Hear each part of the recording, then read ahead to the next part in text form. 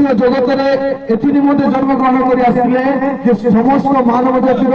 ପାପର ମୁକ୍ତି ନିମନ୍ତେ ସେ ଜନ୍ମଗ୍ରହଣ କରି ଆସିଥିଲେ।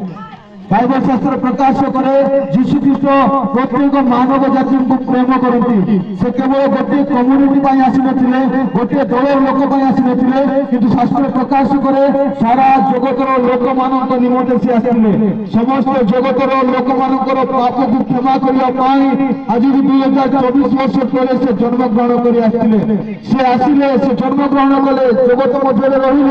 मृत्युवरण कले आम पाप निमंते पुणी तृतीय दिवस पुनरुत्थित हेले अर्थात मृत्यु जीवन प्राप्त हेले पुणी स्वर्ग में जीवित अवस्था जाइए समस्त माँ बापा भाई भाई मान को जन देवा चाहे शास्त्र प्रकाश करे जीशु यह कहती जो जीशु ख्रीष्ट विश्वास करेंगे से विनाश हेबे नहीं से अनंत जीवन प्राप्त हेबे।